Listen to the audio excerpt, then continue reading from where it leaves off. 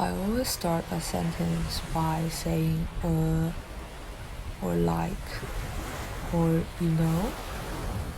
It's like someone repeatedly probing at the door, unsure whether the person inside will let me in. I used to think that language was just a tool, but later I realized that language is actually a ticket. Some people start speaking and everyone begins to focus their attention. Some people start speaking and everyone begins to lower their heads and play with their phones. And I often waver between the two. I'm not completely unable to speak. It's just that sometimes I can't express myself.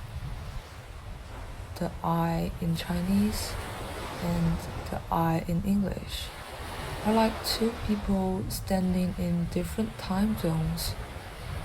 One moves very quickly, the other is always late. I always turn on my translator during class discussions. I have to spend time figuring out what everyone is talking about and what we need to talk about. When I figure it out, there is little time left for discussion. I can only drain my brain, extract the words that can be used to join the discussion. But when I spoke, I think then it got stuck. The words were forgotten. The grammar began to collapse. The sentence structure became chaotic. The brain was like a ball of paste. So I started to look around aimlessly. My hands became useless. I began to fill the void with interjections. I started to say, sorry, my English is not good. It seemed that I had to admit my shortcoming first. Only then would they allow me to continue. But in fact, I knew they could see. They could see that I was stuck. They could see that my ears were red. They could see that I was anxious.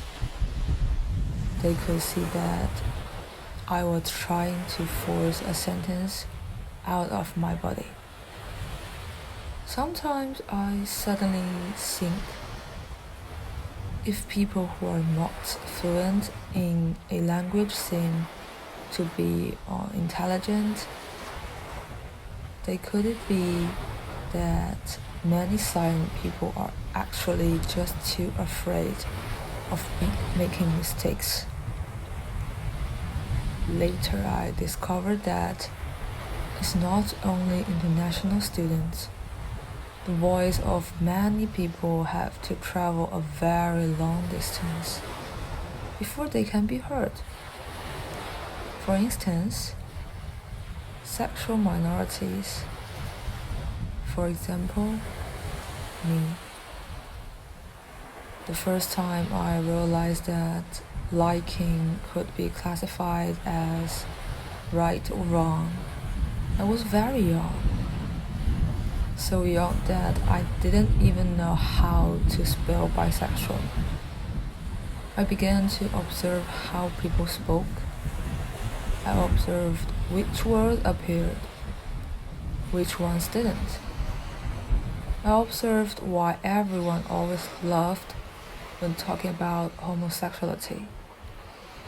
That laughter was very light, like a joke. But for some people, it was very heavy. Later, I learned that many people from the sexual minority community had been learning a kind of ability since childhood. to quickly delete oneself from the crowd, delete certain tones, delete certain actions, delete certain words, until finally only one safe version of oneself remained. Even so, there was still fear. Fear of family, fear of the environment, fear of a sentence, "Are you not normal?" But even more terrifying is sometimes no one scolds you. Just no one listens to you. No one really wants to know what you have experienced. Sometimes this world doesn't silence a person through violence. It just keeps interrupting you, keeping ignoring you, keep telling you, "Let's talk about this topic later." And many voices really never appeared again. I began to realize that hearing is not a simple thing. Often, people are just waiting for the turn to speak. They are not really listening. What is true listening? Perhaps when someone tells you about a life that you cannot understand, don't immediately judge. Don't rush to correct. Don't think that it shouldn't exist just because the voice goes against your experience. Because some voices are inherently harsh. They bring pain. They come from repression. They come from people who haven't been allowed to speak for too long. Those voices aren't elegant.